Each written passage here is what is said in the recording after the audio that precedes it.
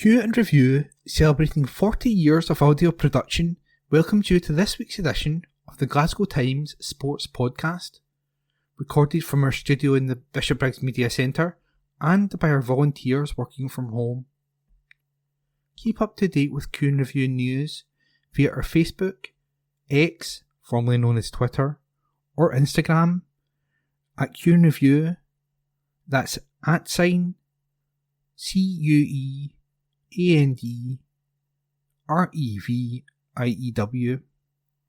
or get in touch with us directly by emailing information@qandreview.com.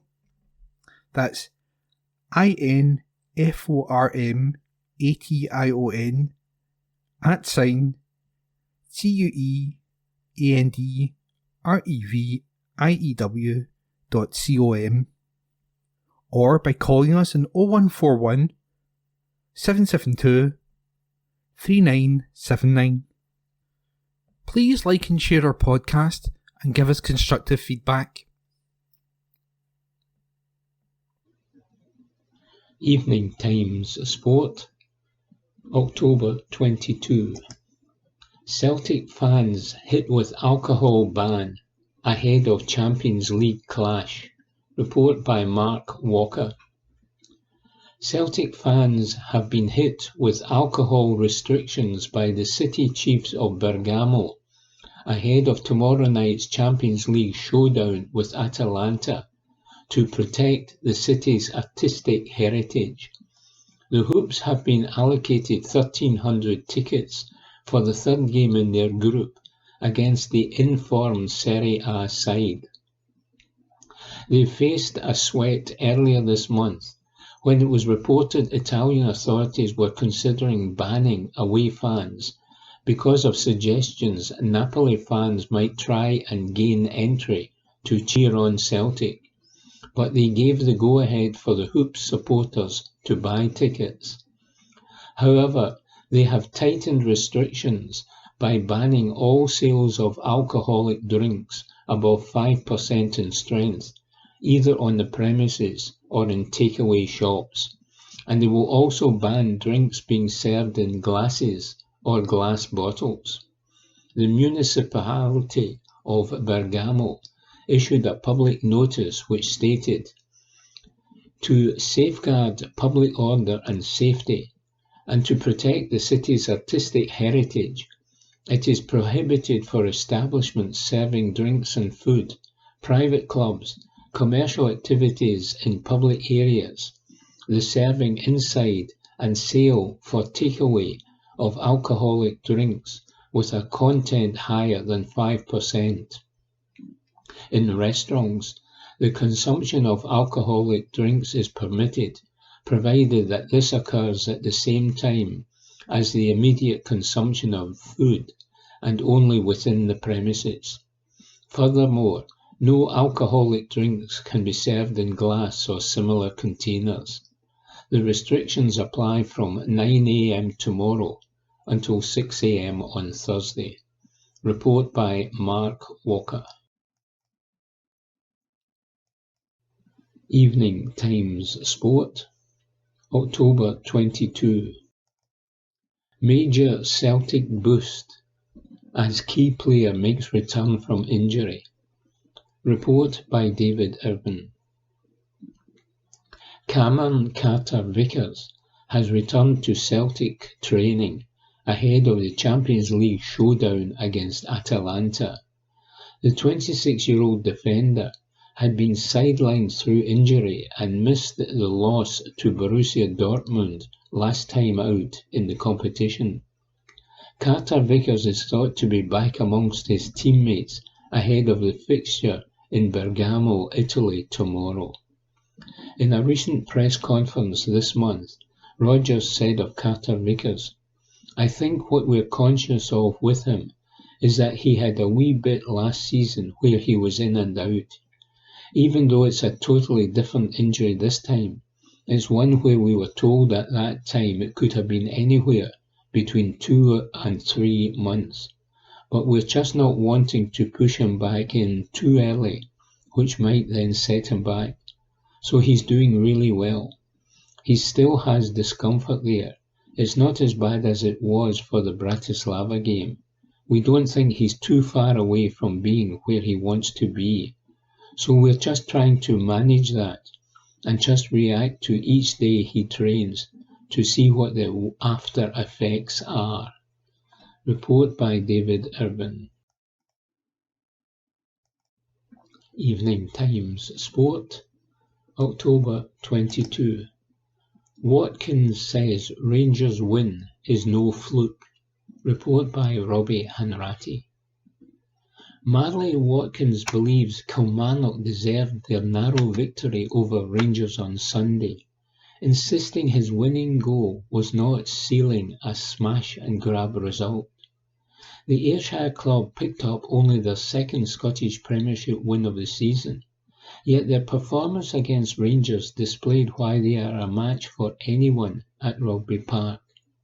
The 34-year-old Watkins had a brilliant opportunity to score earlier in the game, but wasted no time when he pounced on a defensive mistake and fired behind Rangers goalkeeper Jack Butland with 3 minutes of regulation time remaining.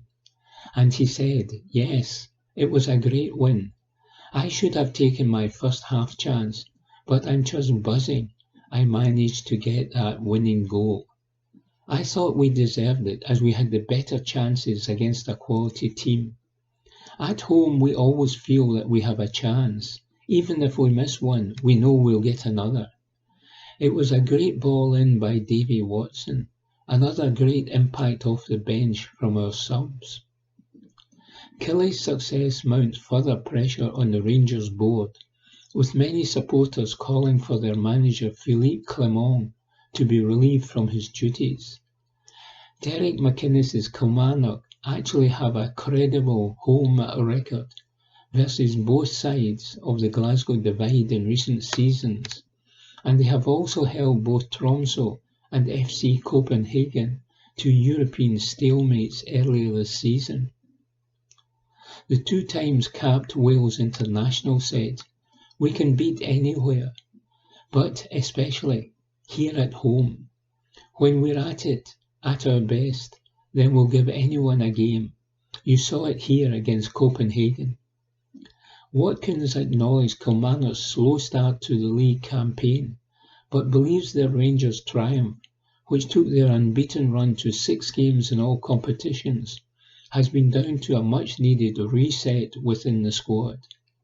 And he explained, "I think a lot of our poor start was our own doing with sending offs. I don't think it was as bad as it seemed, but it's good to get 2 wins in a row. We'll look to build on it in the next game and keep it going. It gives us confidence, but I felt we always knew we could beat anyone here. It's always good to go out there and actually do it though. Kicking on is important. We set the standard high last season, and we've got to make sure we reach those again." Report by Robbie Hanratty. Evening Times Sport, October 22. Manchester United put strict ticketing measures in place for Rangers' visit. Report by Stuart Wilson. Manchester United are taking early measures to prevent Rangers supporters from accessing the home sections of Old Trafford, despite their UEFA Europa League clash being over 3 months away. According to a report from the Daily Mail, the English Premier League giants have decided to restrict ticket sales for the highly anticipated match, set to take place on January 23, to fans who were registered as exclusive members before the draw that paired the 2 teams took place.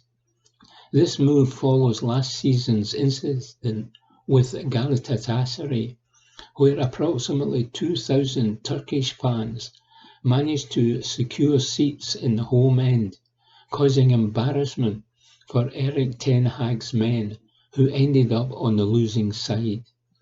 United chiefs are clearly worried about a similar theme occurring again, should Rangers fans get their hand on briefs out with their expected 3,000 away allocation. While discussions with various police forces are still to take place, the club is proactively tightening ticketing rules to avoid a repeat of previous issues which caused some punters to hit out at the unsafe environment inside the iconic stadium. Report by Stuart Wilson. Evening Times Sport, October 22. Rangers worse under Clement than they were under Beale, says Chris Boyd. Report by Lana Mackay. Chris Boyd has claimed Philippe Clement's Rangers side are worse than they were under Michael Beale in a damning review of the Belgians' first year in charge. It has been an underwhelming start to the season for Rangers, who currently sit 6 points off the top of the table with 16 points from 8 games. With Celtic and Aberdeen holding each other to a 2-2 draw on Saturday, the Light Blues missed out on a valuable opportunity to close the gap following Sunday's disappointing 1-0 defeat to Kilmarnock at Rugby Park. Speaking on Go Ballistic on Sun Sports' YouTube channel, Boyd was asked whether he thought Rangers were better or worse a year on from Clement taking charge. Worse, he said. There's no getting away from it. I don't know where Philippe Clement goes from here. I'm not saying all the fans have turned, but it's getting to that stage now. There's something just not working at Rangers. It's a million miles from where it needs to be. He was able to kick the can down the street in the summer. He said he had to get new players in and get them up to speed. They're up to speed. They're performing. And they are just not up to the level Rangers need them to be. It is hard to build a case for saying there's been improvement in this department. There's been improvement there, and you feel as if it's going to get better in the long run. I just don't see it. The Kelly performance is as poor as I've seen it in a long, long time.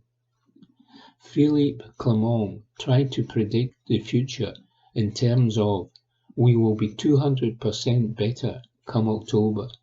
I really don't see it. Previous Rangers manager Michael Beale was sacked last October after just 10 months in charge, following a 3-1 defeat at home to Aberdeen. Rangers were trailing Celtic by 7 points at the time, after suffering a third league defeat in 7 games. Former Monaco and Club Bruges head coach Clement was named as Beale's successor, signing a 3.5-year contract. The 50-year-old was given a new deal in the summer, keeping him at Ibrox until 2028. Boyd continued, "For me, it's getting to the worrying stage. The next couple of weeks is going to be massive. You've got a European game on Thursday night. You've got a home game against St Mirren. Rangers have got absolutely no chance of getting anywhere near Celtic this season. I could be left with egg on my face. I've said absolutely no chance Aberdeen finish second. I still believe they don't. But looking at it right now, at least they're a team that's together. They're a team that's fighting. They're a team fighting for their manager. There's so many problems at Rangers right now. It will be interesting to see what the attendance is against FCSB on Thursday. Rangers now have 7 games in 21 days. It's a big period for them, and it's a big period for Clement." Report by Lana Mackay. Evening Times Sport, October 22. Stephen McGinn on promising St Mirren prospects. Report by David Irvin. Stephen McGinn is one of the few coaches in Scottish football who are actively trying to lose their best players. The St Mirren under-18 manager is desperate to see his top performers unavailable due to first-team duty. In Evan Mooney and Callum Penman, McGinn has two rising talents seemingly close to breaking into the first-team environment, having already been involved in matchday squads and regularly training with the top team at Ralston. Mooney, just 16, made his first-team debut in Saturday's 4-0 defeat to Hearts at Tynecastle, in the latest display of the pathway in Paisley. Last night, McGinn's side thrashed Caledonian Braves 8-0 in a Scottish Youth Cup tie played at Paisley, as Stephen Robinson, assistant Brian Kerr, and Academy Director Alan McManus watched on. McGinn is certain the proactive approach from the first-team backroom staff will help further motivate his players, especially after Mooney's debut and Penman featuring on the bench. And he said, ultimately, we don't want to have them. If we lose Evan to the first team, then great.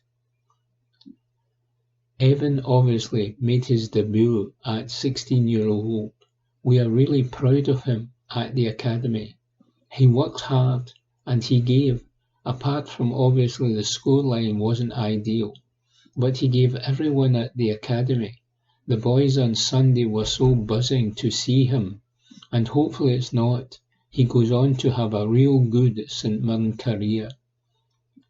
The manager and Keith Lastly, great. They're both very proactive to get the games here. They come and support. They keep a keen eye on the boys. And it's just a reminder that they are competing.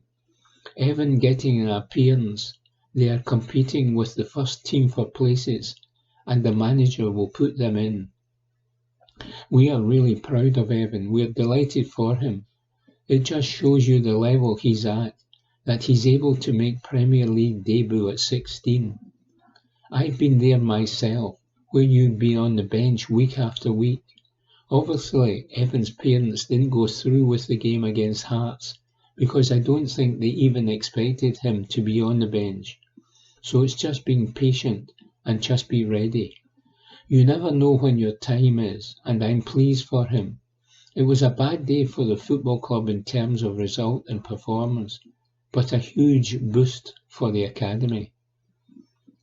Another standout performer in the youth ranks has been Struan Thompson, the 16-year-old teenager, son of St Mirren legend Stephen Thompson, leapt to his feet in celebration as Thompson Jr. netted the opener in Paisley. McGinn knows there is an expectation attached to the surname in Paisley, and admits Thompson will have to cope with the inevitable excitement surrounding his development as the son of a fan favourite. However, McGinn has insisted the father and son are very different on the pitch, despite both playing up front. It's something he's going to have to deal with his surname, he said of Thompson, who has been with the first team matchday squad and spoken with Robinson, albeit he is yet to feature. His dad's a legend here. They're so different. Struan can't hit the ball like his dad, and his dad can't put it in the top corner with his bad foot. We appreciate the name. He was an amazing player here and so popular, so it's something Struan's going to have to deal with. Report by David Irvin. Evening Times Sport, October 23. Commonwealth Games could be scaled back if costs rise. Report by Stuart Patterson. The Commonwealth Games will be scaled back even further, rather than any public money be spent on hosting the event, the First Minister has said. John Swinney said he expected the Games would be within budget, but gave the commitment it would not cost the taxpayer should there be any extra costs between now and 2026. Swinney joined officials from the Commonwealth Games and the UK government for the official launch yesterday, as the host of the 26 Games was named as Glasgow. The city has stepped in to save the Games after Victoria in Australia pulled out due to the event being unaffordable. The First Minister said he had to be assured there would be enough time to deliver the Games, and the scaled-back event could be delivered at no extra cost to the Scottish Government. He confirmed the budget of £100 million and a contingency of £24 million. John Doig of Commonwealth Games Scotland said, "We have got huge confidence in Glasgow as a place to hold the Games." Swinney added, "What we managed to negotiate was the substantial investment from the Commonwealth Games Federation of about £100 million, a contingency of about £24 million which will be drawn on, should that be necessary. But then also a commitment that if all of that is not sufficient, then the Games programme has got to be reduced so that there's no call on the public purse." Ian Murray, Scottish Secretary, repeated the commitment that the budget was finite and said, "I am confident there will not be any public money. I am confident it can be delivered within that envelope. There is no public money available." Both Murray and Swinney said the city would benefit from hosting the Games. Whereas in 2014 the Games provided the Emirates Arena, housing at the Athletes' Village in Dalmarnock, and also the Hydro was completed in time to be used, this time no new venues or infrastructure will be delivered. And Swinney added, "I think there will be two particular benefits. One will be there will be an enhancement of a number of the sporting facilities in the city of Glasgow as a consequence of the investment that is coming in from the Commonwealth Games Federation. And secondly, there is the opportunity for a major sporting event to be right here in the heart of the city in Scotland, where individuals can spectate and view and observe all of these, and all of that, I think, helps more and more people to be involved in sport and in the enhancement of their own well-being." Murray said, "There's infrastructure obviously going to be put in place to make sure that the stadium is going to be up to scratch, and the spectators will absolutely love it. So this should be a really exciting opportunity for Glasgow and Scotland to take it forward." Evening Times Sport, October 23. The European leeway that Celtic are never afforded. Report by Ewan Payton. Brendan Rodgers insists Celtic get no leeway in Europe, with critics often eager to see the Scottish Premiership champions flop. The Hoops are in Bergamo to face Atalanta on matchday 3 of the Champions League. They will be doing all they can to prevent a repeat of their last European venture, which ended in a 7-1 mauling at the hands of Borussia Dortmund. Insisting he will stick to his beliefs as a coach, Rodgers clapped back at those who have criticised his approach on the continent. The 51-year-old said, "We are looking forward to the experience again. We've played 2 games now. The first one, the 5-1 Slovan Bratislava win. You come off and you feel absolutely amazing. It's a great feeling. Then you come off after the second game and it feels like an assault on your spirit. But that's life at this level. We are really looking forward to the challenge playing against a really good team. I started coaching many years ago, over 25 years ago, and from the very beginning, my coaching has always been aggressive. And until the day I finish, it will be aggressive. That's how I work. But I'm also respectful that you play against teams at a certain level and certain opponents where you have to really look at their strengths. But I don't tell them not to do that in every game, because I do, no matter what team I'm playing, whether it's in Scotland or in the Champions League. It's the level at which you can get punished. So I think it's one where you have to have the balance in your game. I think if you look at this club here in Atalanta, it's a great example. Obviously, they have totally different resources. They are way above us in terms of that.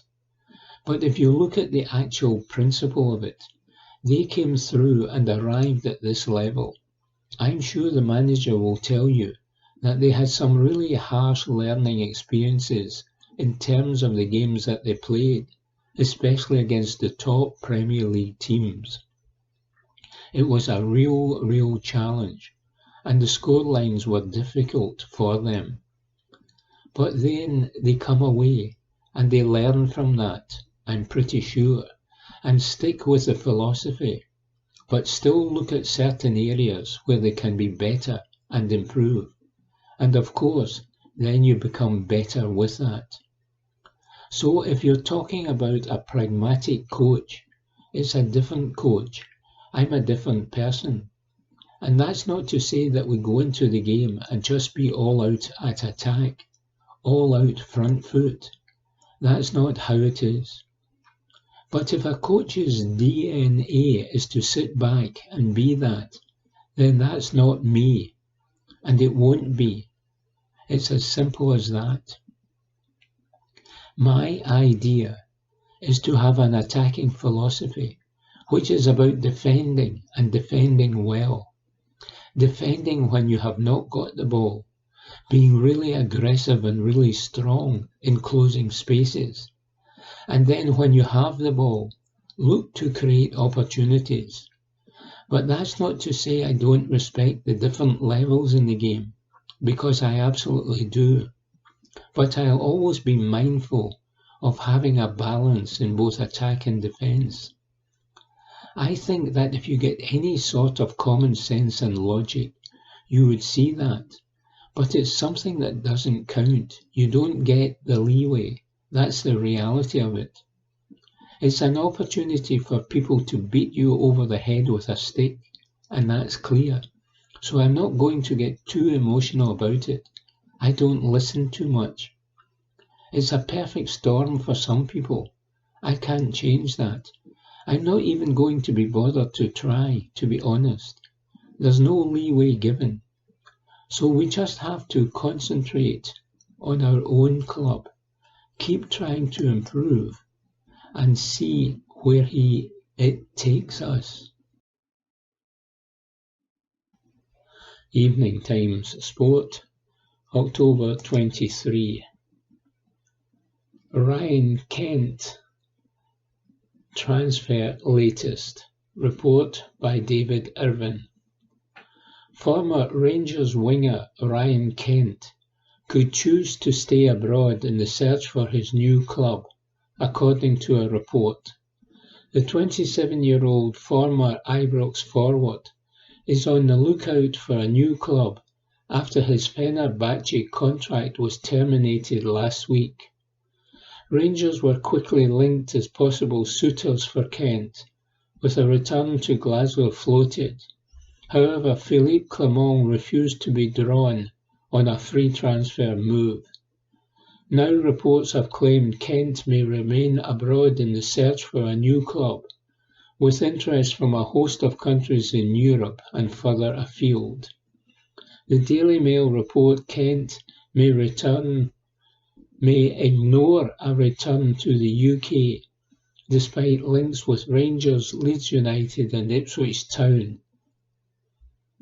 Ajax were previously tipped as interested suitors, with Steven Gerrard's Al Ettifaq also credited with transfer interest in the English winger. Fenerbahce reportedly agreed to terminate Kent's contract 16 months into his 4-year deal, with the possibility Kent would have raised his issues with the club to the Court of Arbitration for Sport. I said already in that 1 year, already a lot of times, I don't go into rumours, said Clement, when quizzed on speculation over a move for Kent, because then it never stops, and it's already busy with all the press conferences with you guys. So no, I'm not going to go into rumours. Evening Times Sport, October 23. Olympic runner praises new Linwood running track. Report by Sandhya Suresh. An Olympic middle distance runner has praised the new £450,000 running track that has been installed at the On X Sports Centre in Linwood. The investment by Renfrewshire Council and Kilbarchan Amateur Athletic Club, KAAC, will see league meetings and championship events held there, with any records set on the track ratified by Scottish Athletics. The new surface, which meets World Athletics accreditation standards, will benefit runners across Renfrewshire, including Olympic middle distance runner Gemma Reekie, who counts KAAC as her home club in Scotland. Gemma said, I started training at the track at On X as an 11-year-old, and with the assistance of the club and my coaches, I have become one of the leading middle distance runners in the world, including competing for Team GB at the last 3 Olympic Games. It is great to see the investment by Renfrewshire Council and Kilbarchan AAC in the facility, and I look forward to training at Linwood when I return to Scotland. KAAC is contributing £100,000 towards the project to support the hundreds of athletes who train and compete across various age groups in local and national competitions. John Roger of KAAC said, the track at On X is integral to the continued success of the club, and we are delighted to have secured the funding to bring the track up to World Athletics standard, and we would like to express our thanks to Renfrewshire Council and One Ren, who we have worked with to make this happen. The new track is part of a wider investment by Renfrewshire Council in its sports facilities, including improvements to Fergusley Sports Centre and new pitches and a changing pavilion at St James Playing Fields. Councillor Lisa Marie Hughes, culture spokesperson of Renfrewshire Council and chair of One Ren, said, I am delighted to see the upgrade of the running track completed at the On X, which will provide Renfrewshire athletes with the best possible surface as we strive to create a sporting environment in which they can thrive. Colin Hutchison, Chief Executive of Scottish Athletics, said, Scottish Athletics are extremely grateful for the significant investment made by Renfrewshire Council and Kilbarchan AAC to install a new state-of-the-art track. Kilbarchan AAC have led the way in athletics facility development in Scotland over the last 5 years, and the new track surface will complement the indoor training centre opened in 2020. Report by Sandhya Suresh. Evening Times Sport, October 23. Rangers Europa League opponents plane breaks down. Report by Lana Mackay. Rangers' next Europa League opponents, FCSB, have endured a chaotic start to their trip to Glasgow. The Romanian side's plane broke down due to technical issues before it could take off for Scotland. The squad were due to leave Bucharest at 11 a.m. this morning, ahead of Thursday night's Europa League clash at Ibrox, but their scheduled flight, which was delayed until 1 p.m, has not appeared. With the game scheduled for 8 p.m. on Thursday night, it leaves the Romanian Liga 1 side scrambling to organise a charter to get them to Glasgow. Meanwhile, a former Rangers star has predicted more pain for the Ibrox club in that Europa League clash.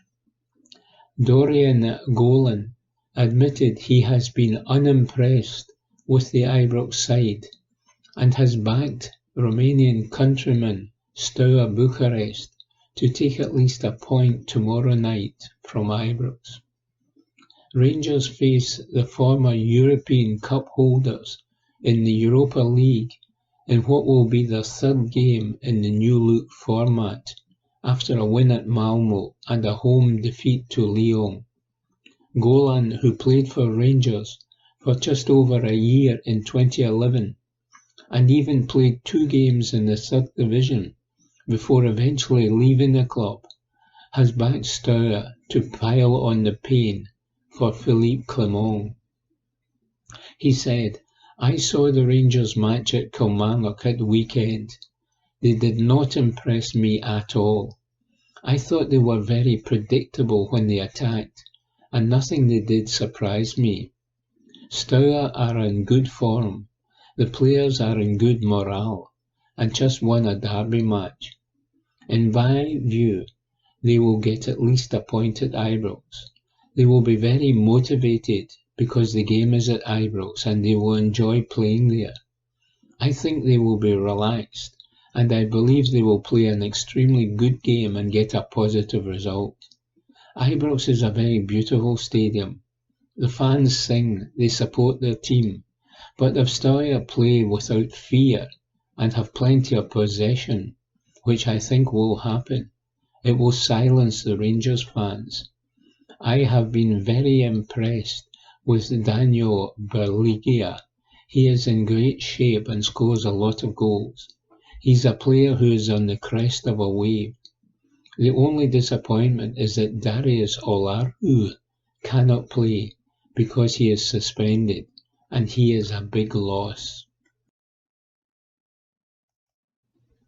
Evening Times Sport, October 23.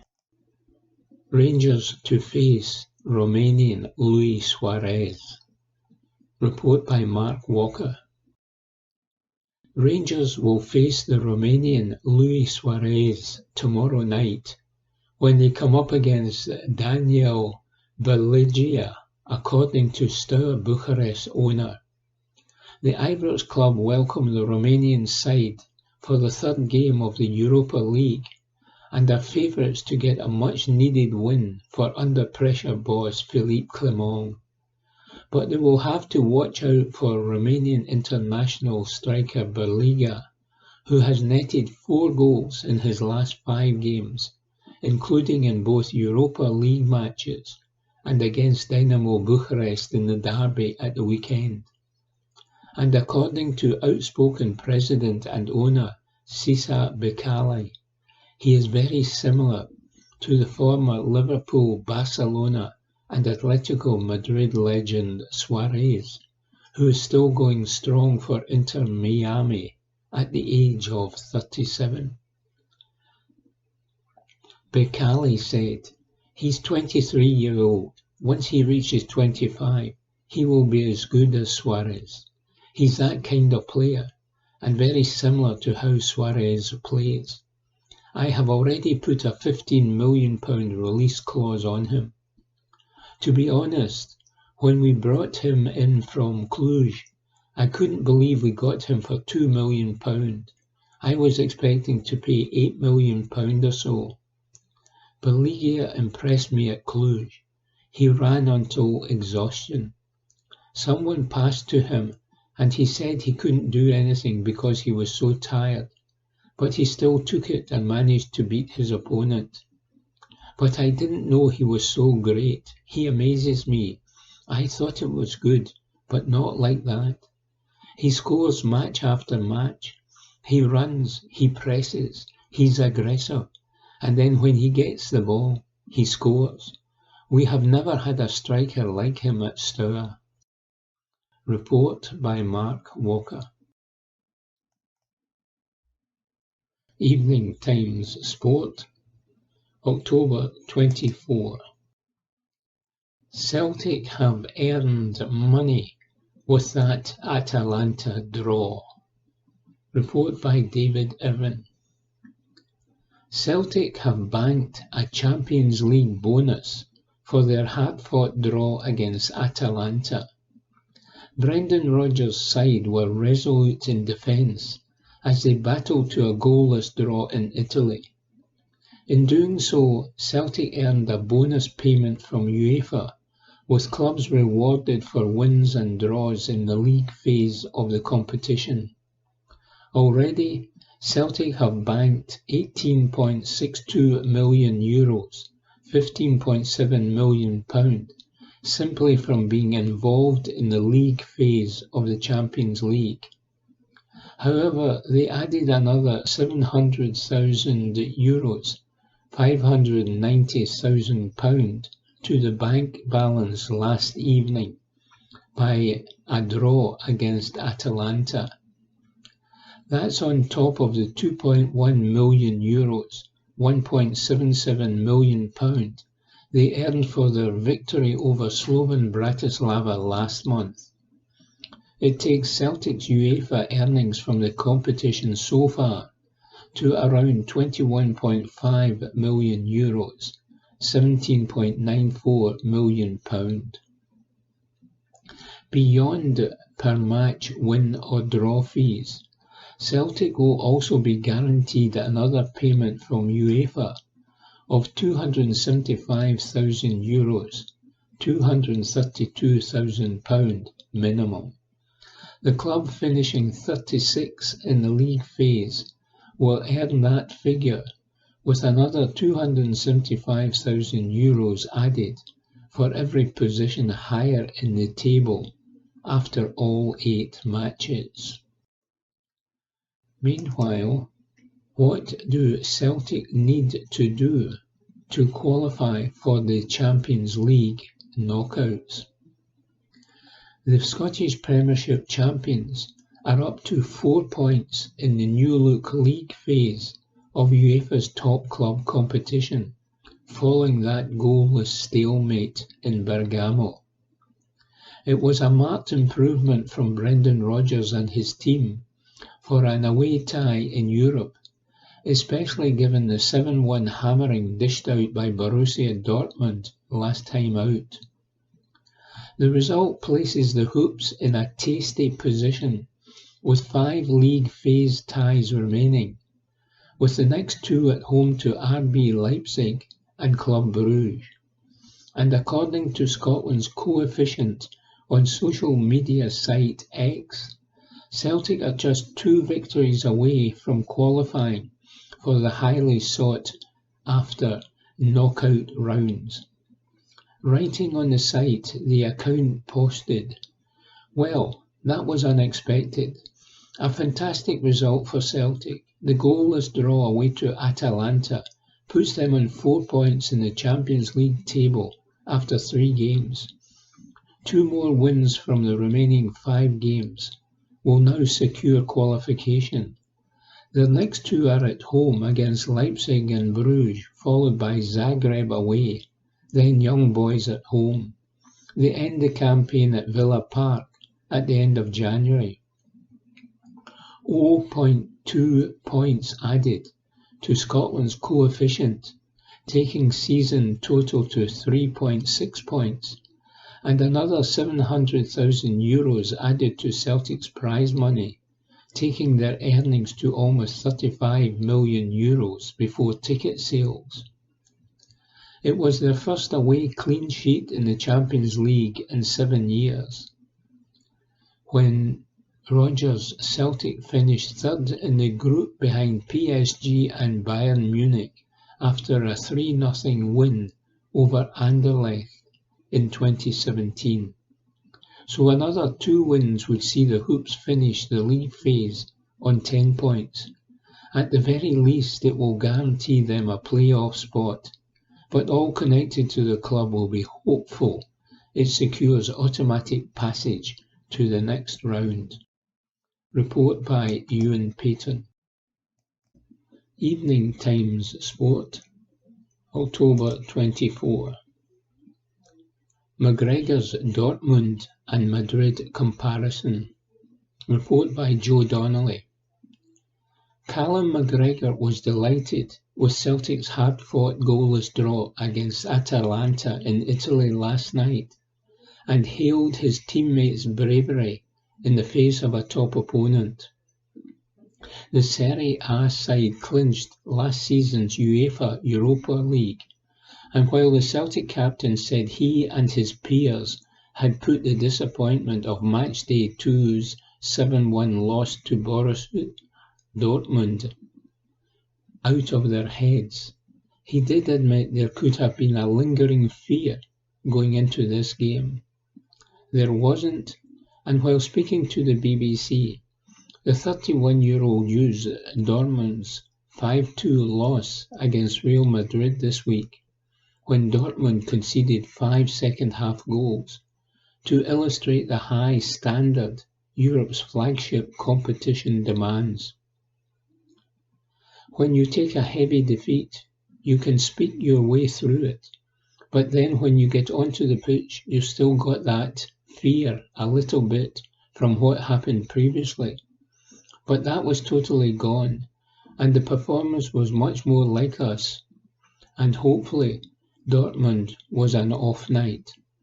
A lot of things went against us that night, and you can even see in the competition Dortmund lose 5 goals in one half as well, and that's just the level that you're playing at, and it punishes you so quickly. But to come here tonight off the back of that, the players were so brave in terms of the work against the ball, and good spells with the ball as well. Maybe that little bit extra was missing, but hopefully that will come in time as well. Meanwhile, an Atlanta ace singled out a Celtic star who he reckons changed the game in Italy. Mario Pasalic reckons Celtic keeper Kasper Schmeichel saved them from Champions League defeat. The Croatian star believes Celtic should be grateful to their veteran Danish keeper and said, "We had several chances, but we came up against Kasper Schmeichel and unfortunately we could not break his resistance. We have to accept this draw, even if it is a bit frustrating. We defended very well without taking any big risks. The positive aspect is that for the third consecutive game, we did not concede. This is a good starting point. If we had scored, however, the game would have changed completely. There were plenty of chances for us, but sometimes the ball just does not want to go in. It was one of those nights." And Brazilian playmaker Ederson insisted they dominated the game and said, "Sometimes it happens that you dominate a match without managing to score. There are games in which you do less and you win. We played well. Of course we are disappointed not to score, but the point is important." Evening Times Sport, October 24. Scotsman Law set for final offensive in battle to save World Tour card. Report by Nick Rodger. In his scrap for DP World Tour survival, David Law certainly has the stomach for the fight. I started off in a Mexican restaurant, but after the starter, I wasn't that keen on it, so I jumped into the Indian for a chicken tikka, reported the Aberdonian of his pre-tournament feast ahead of the Genesis Championship in South Korea. I am well fed. It's not just an army that marches on its belly. Golfers tend to consume the kind of vast quantities that would sustain Napoleon's legions. In the Far East this week, Law is preparing to plunge into battle one last time as he looks to safeguard his full playing privileges in the final regular event of the 2024 season. For those hovering in or around 114th place on the Race to Dubai rankings, that's the current card retaining safety zone. The tension will be so great, the greenkeepers at the Jack Nicklaus Golf Club will probably have to blast nibbled fingernails off the putting surfaces with a leaf blower. Law at 130th on the order of merit needs a good week to preserve his place at the top table. Without a top 10 all season, the 33-year-old could do with throwing one in here in the Last Chance Saloon. I've never been in this position before, and I don't want to be in it again, said Law, who has enjoyed 6 unbroken campaigns on the main circuit. It is very uncomfortable. You look at the rankings in the summer, and you sometimes think, I'll be okay by the end of the season. Before you know it, events are running out, and lo and behold, you're not okay. Whatever happens, I am looking forward to next week because it will be all over. There will be a release, and there will be clarity. The feeling of not knowing is a big part of the pressure. Having made the cut in his last 4 events, he missed 13 of his first 20.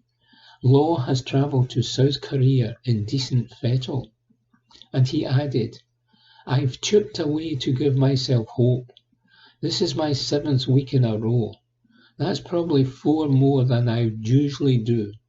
But the situation I'm in has forced me to play more. Next week I will crash and burn. But just now I feel fresh and motivated. As ever in this game, there are what-ifs and if-onlys. At the start of October, Law was just 1 shot off the halfway lead in the hugely lucrative Dunhill Links Championship and was on course to seal his card with a meaty cheque. A weekend of toil, though, saw him slither down into 64th. I didn't play well at all in the 3rd round. He reflected of a week on home soil that promised so much. When you're right in the mix and have a day that knocks you out, it's hard to get going again on the Sunday. Law enjoyed his best season on the tour in 2022, when he finished 49th on the rankings. You cannot afford to rest on your laurels at this level, but Law's pursuit of more distance to keep pace with the big hitters would ultimately leave him easing behind. Coming off the back of my best season, I was thinking, how do I get better? I made the decision to try to find a bit more length off the tee, and I regret it now. Last season was nowhere near as good as I hoped, and this one has been worse. Changing what I was doing with the driver affected my iron play. That was my strength, but it became a weakness. I became too shallow with my irons and struggled to control my distance.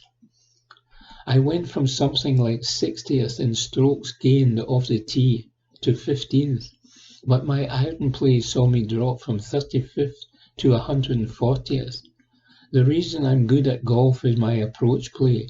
When you lose that, the game becomes very difficult. There's always a risk involved. when you change things, and yes, I regret it now. I was doing it to become a better player, but it didn't work out. It's slowly coming back to what it was 2 years ago. Law is now hoping it will all click in his last push for salvation. A few of his pals in peril are looking for a final flourish too, and he said, I have good friends in the same position.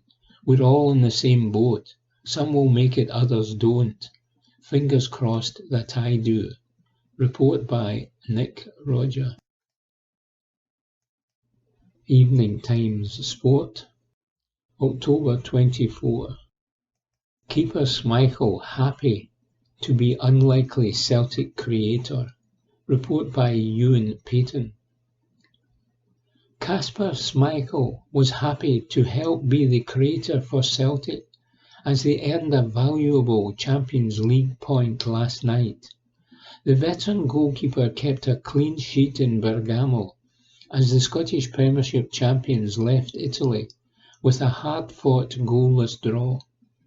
While keeping Atalanta's attackers at bay was of utmost importance to the Danish international, Schmeichel also saw plenty of the ball in the Champions League tie, and the 37-year-old admits it's something he and the team have been working on. The former Premier League winner said, It was a tough game. We knew it was going to be a tough game coming here, so we knew that we had to learn from the Dortmund game, and we had to defend for our lives, and we did that. Very proud of the boys. I think it was an incredible defensive performance when we did have the ball. We did carve out some chances, but it's always going to be tough against Atalanta. I think they're the highest scoring team in Europe at the moment, or at least in Italian football. So to come here and get a point, I think it is a good point. Obviously, we took a little bit more practical approach in this one, where we took a few less chances in the build-up because of their system, their man-to-man system. We tried to exploit that a couple of times. It worked, but it's always going to be difficult coming away from home in Europe against a system that's so aggressive. But I think we did all right. I think particularly when you play a team that plays man for man like they do, I'm always going to be the spare man when we are in possession. So it is important that we try and create spaces. We try and create openings. And that's obviously going to be me on the ball a lot of the time. And as soon as someone jumps onto me, there's going to be a spare man somewhere. So it puts a lot of emphasis on the keeper to try and be creative with the ball. It works sometimes. It doesn't always work.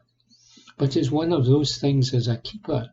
You've got to try and see solutions, find solutions, be creative, and see if you can get out of that for us.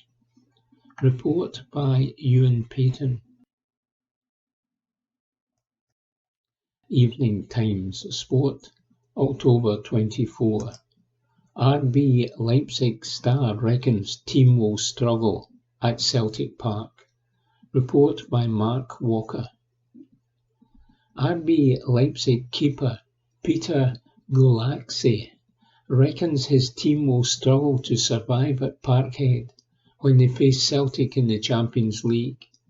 But the Hungarian veteran is determined to wipe out his bad memories of his last trip here, and the German looks set to be without star man Xabi Simons. Celtic face the Bundesliga side next in what will be their fourth game in the group after they gained a credible draw with Atalanta in Italy to leave them in 20th place in the table. But the German side have endured a nightmare start to their campaign after a loss to Liverpool means they have now suffered 3 defeats and sit joint bottom of the table.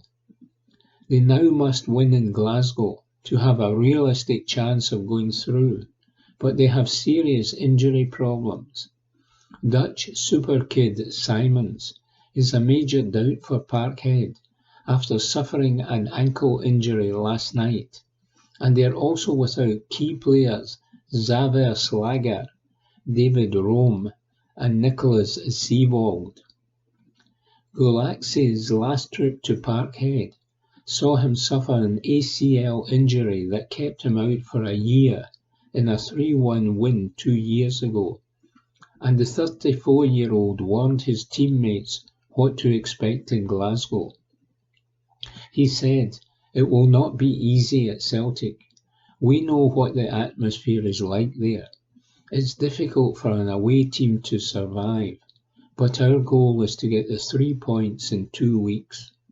We didn't get off to a good start. We have had 3 difficult opponents, but if you look at the games, we could certainly have taken a few points." His RB Leipzig skipper and countryman Will Orban admits they are struggling to find form ahead of their trip to Glasgow and said, "At the moment we are lacking consistency in both penalty areas, and that has cost us the win against a top team like Liverpool. In attack, not only was there a lack of penetration, but also a lack of self-confidence. The good thing is that you still have 5 games left. You can still achieve anything. It's starting to get a bit unlikely for direct qualification, but we can still get into the playoffs, and that's what we want to achieve. Of course, we're not satisfied with the 3 defeats, but we are currently lacking a little something to beat the top opponents." Report by Mark Walker. Evening Times Sport, October 24. Reason why Celtic wear different kit sponsors in Europe. Report by Joe Donnelly.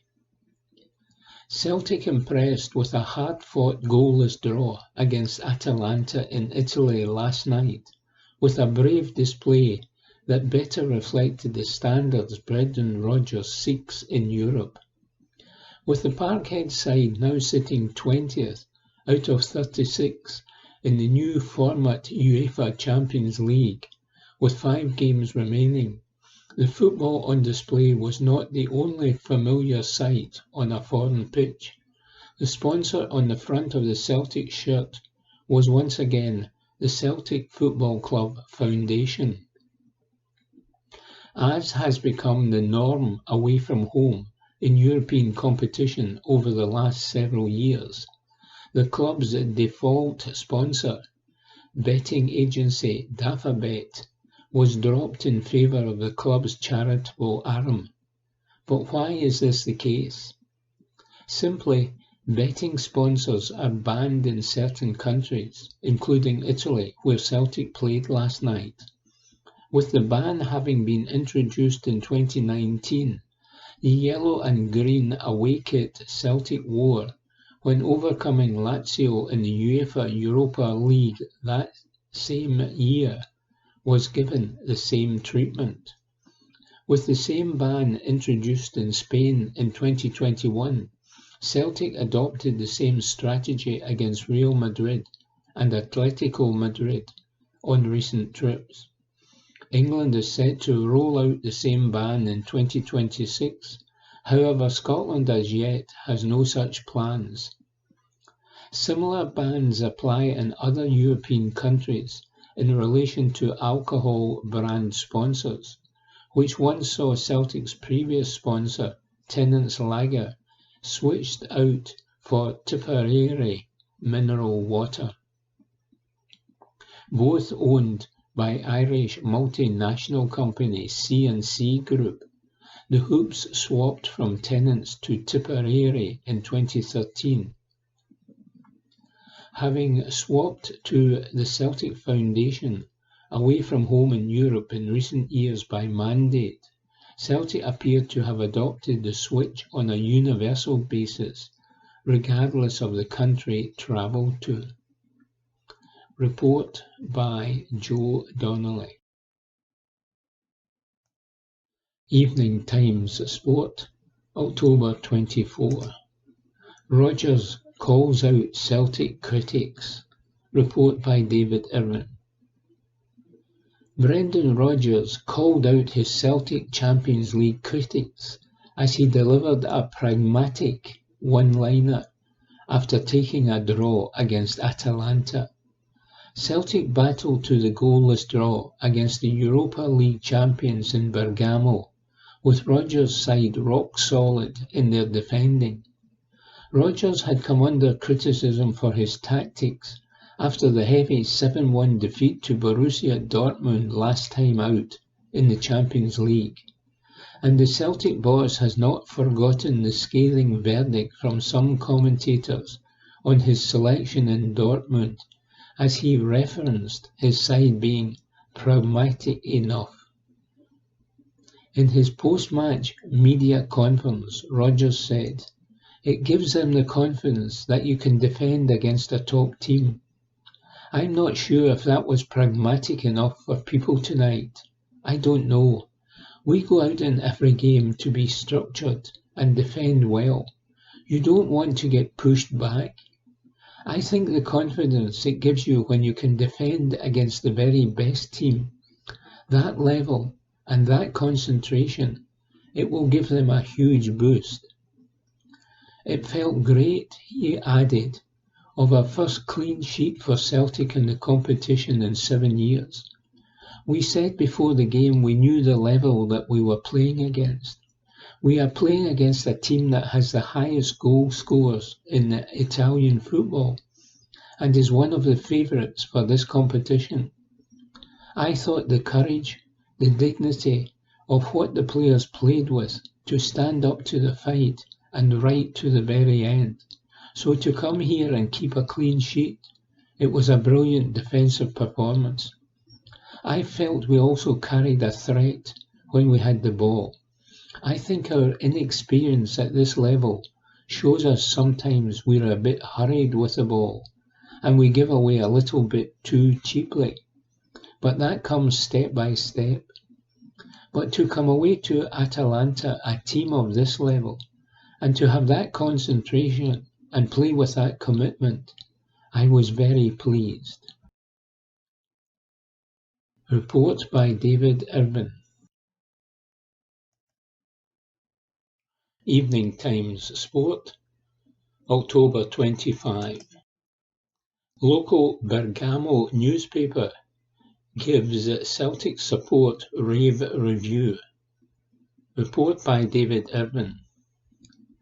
Brave Celtic supporters were given a rave review in a local Bergamo newspaper report following the goalless Champions League draw against Atalanta.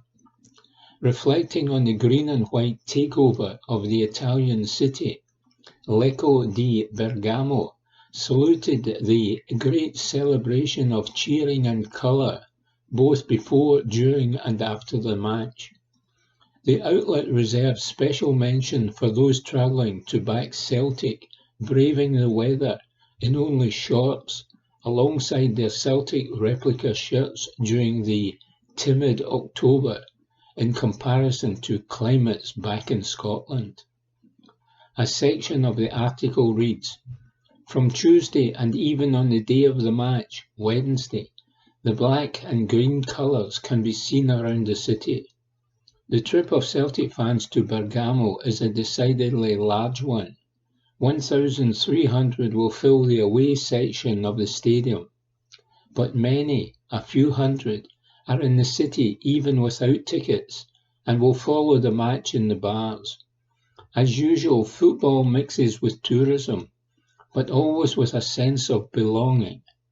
Strictly dressed in black and green, several groups of Celtic fans can be seen between the Piacenza centre and the upper town. A touch of colour, many are walking around in t-shirts and shorts, used to the more biting climate of Glasgow. The timid October in Bergamo has for them the heat of early summer. Amongst those backing Celtic in Italy were members of the Bergamo Celts, albeit watching from a pub in the upper town, having been unable to secure tickets. The group, who attend 2 matches a season in Scotland, were formed in 2013 and hold a global reach, connecting Celtic supporters from out with Scotland while also raising funds for charity. It was a bit of a divisive match because in addition to supporting Celtic, you also support Atalanta, said Representative Fabrizio Mangili. But yes, our heart is more in Celtic. It's not easy, but it only happens. Yes, we dreamt of a match like this, but it's one thing to dream, it's another thing to make certain dreams come true. As Celtic supporters left the city centre to head to the stadium, journalist Luca Bonzani commented, "A celebration of cheering and colour, ready for the match." Report by David Irvin. Evening Times Sport, October 25. Rangers opponent owner slams own players. Report by Mark Walker. Seething SBFC owner Jika Bekali has lashed out at his own players following their Europa League hammering by Rangers, and immediately pledged to drop almost half his team for their weekend derby. The Romanians were easily defeated by Philippe Clement's team at Ibrox in a one-sided 4-0 win for the Scottish side, their second win out of 3 in the new-look Europa League. Outspoken Stoia owner and president Bekali's mind game backfired badly after he put pressure on Clement before the game by publicly asking how smart the Belgian boss was and promising to play a weakened team. But he was far from happy at his side's capitulation in Glasgow and has vowed to make changes for their derby against Rapid Bucharest this weekend. He said, "In Europe, if you constantly lose the ball, you lose a goal. Malcolm Ejuma was dreaming for their first goal. Marius Stefanescu, Louis Philippe, and Baba Al-Hassan all were poor. These players must understand they were not playing Chiacha in Romania. Here against Rangers, if you pass the ball and lose it, goodbye. When you play a team that is better physically, you have to be better technically. But even if you're technically better, if you don't pass at the right moment and lose possession all the time, then what happens is you concede lots of goals.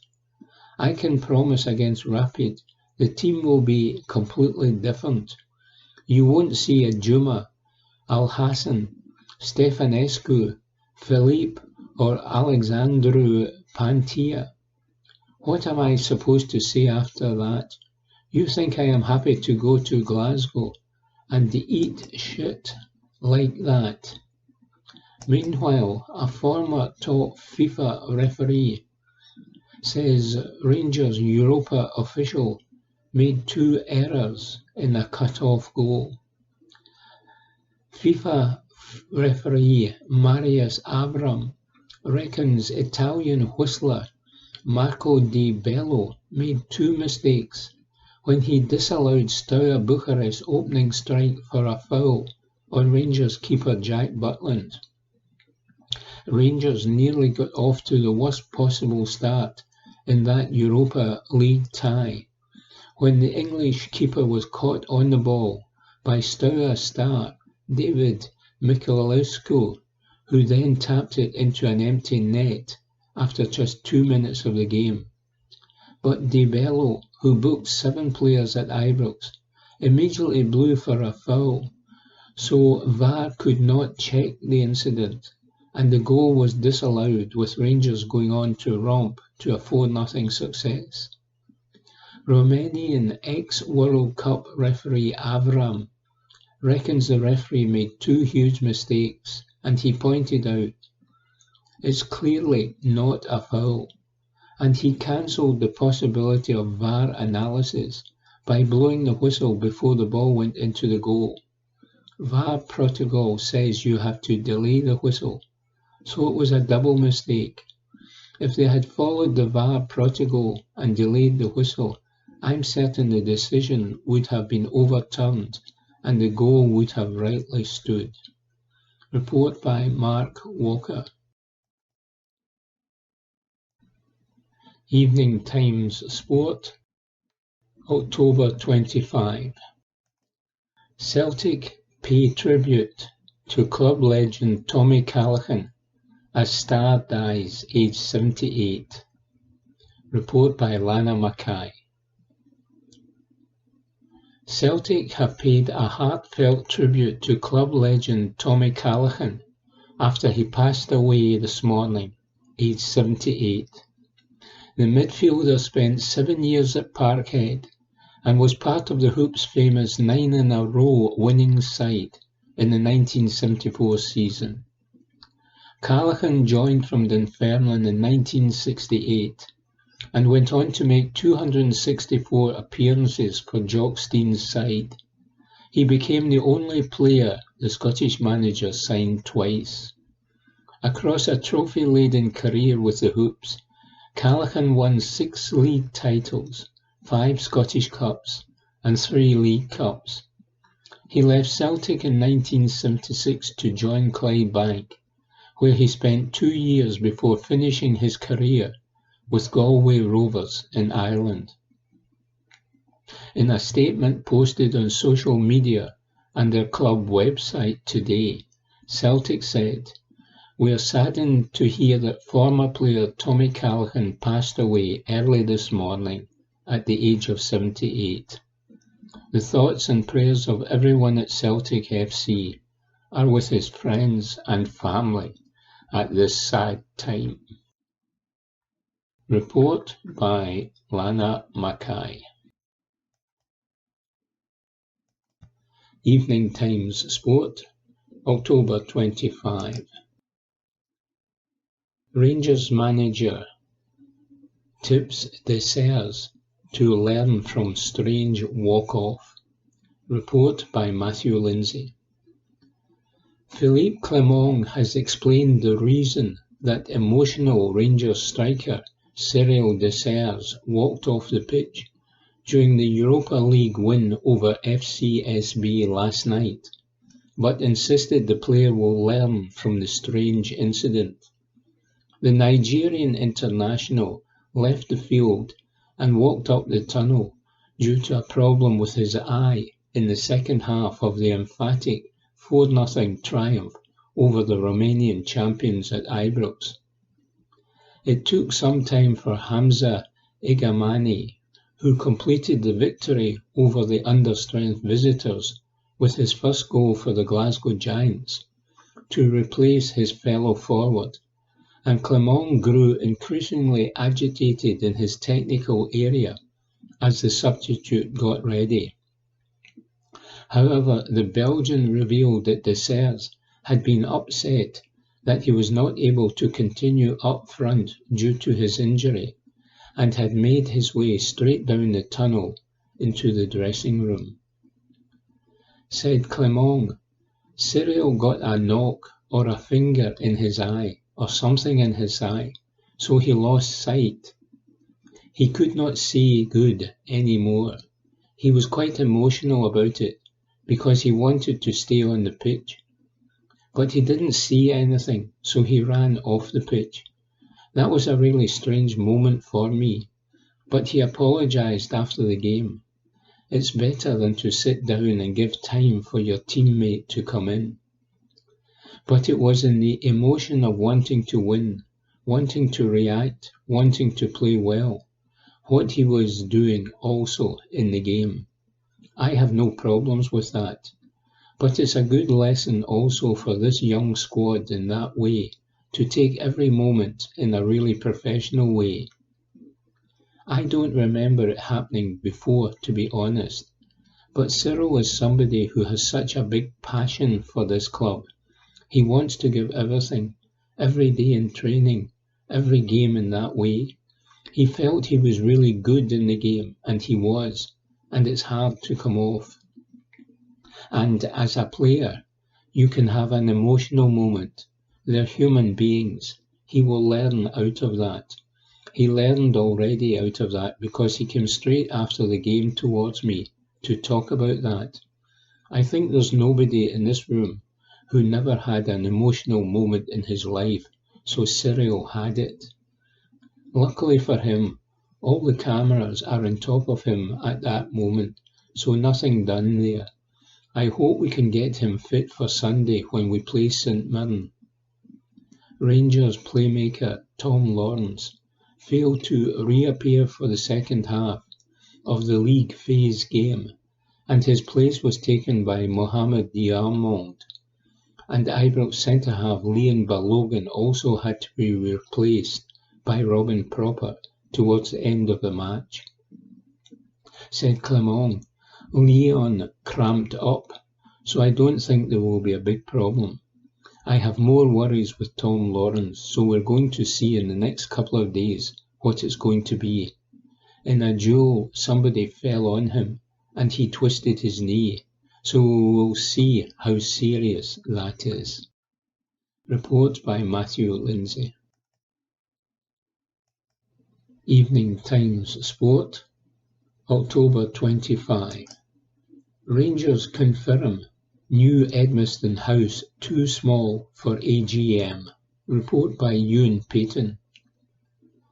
It has been confirmed that this year's Rangers AGM will not take place at New Edmiston House. John Gilligan told the Rangers Fan Advisory Board that the venue is too small for the event. The meeting recently took place to build on the strong partnership between the club's leadership and our valued supporters, and it was here that the interim chairman detailed why there is a need to look for an alternative venue to help cope with the demand of the AGM. Under point 8 of the minutes, it is confirmed that the AGM will not return this year. It reads, John Gilligan confirmed that the AGM will take place in early December at a venue other than Edmiston House, based on feedback from last season. He added that the club's accounts would be released soon. The meeting covered a wide range of topics with discussions focusing on the club's ongoing strategic objectives, enhancing communication channels, and further developing collaboration between the FAB and the executive team. Key focus areas included the Copland Stand development works, ticketing operations, and concerns around European away fixtures for supporters. The club's fan engagement strategy and planning for the upcoming AGM were also major points on the agenda, with both sides reinforcing their commitment to ensuring that supporters have a strong voice in decision-making processes. Report by Ewan Payton. Evening Times Sport, October 25. Rangers earnings from Europa League win. Report by Ewan Payton. Rangers have banked their second Europa League win bonus following last night's victory over Steaua Bucharest.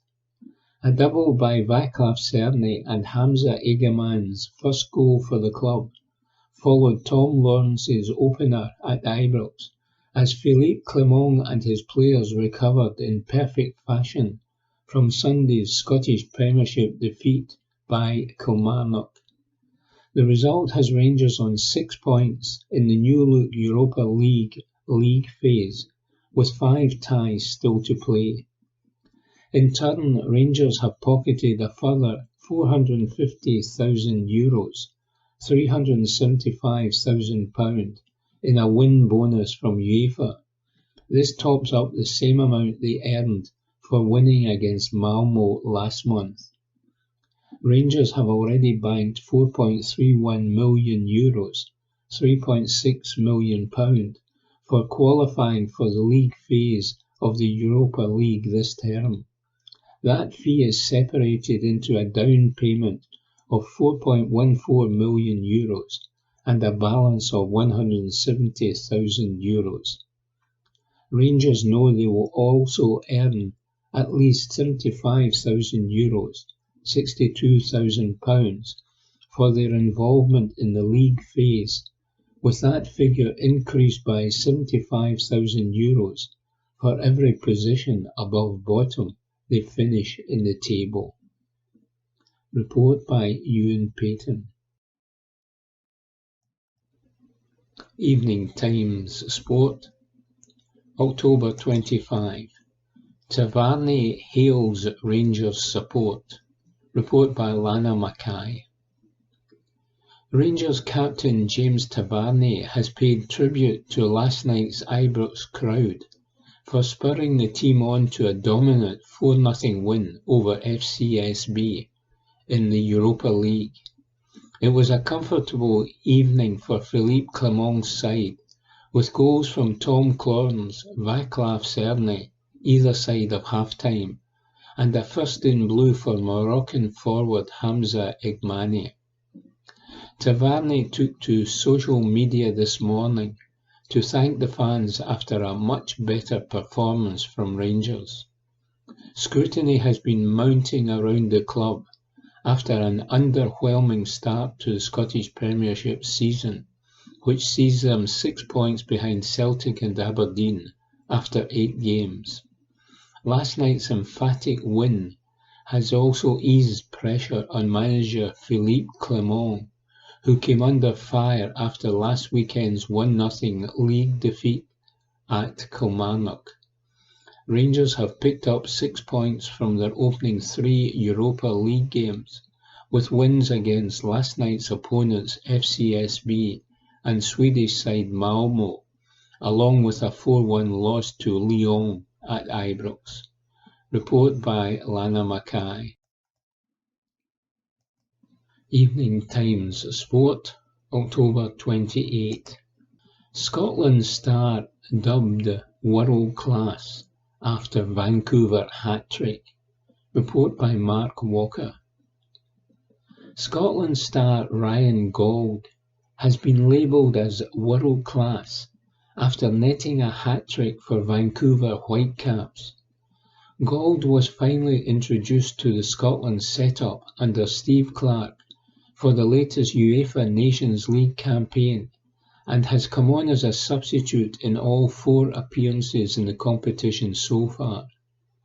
He scored 3 goals as Vancouver hammered Portland Timbers in a 5-0 rout in the MLS playoffs last week, and former Everton, Sunderland and Republic of Ireland star Kevin Kilbane, who is now a pundit on Canadian TV, was blown away by Gauld's performance. He said, "The way he started the game, you could clearly see that Ryan Gauld was seriously in the mood to do something special. I don't think any of us envisages just how special his performance would be. One of the goals he scored was outstanding. It was world class. He had a real desire and intent, and you can see he is the real leader in the team. It was a complete performance, and I don't think I have ever seen him play better, and he's had a lot of really good games for the Whitecaps. A total performance, and Ryan Gauld was simply outstanding." Report by Mark Walker.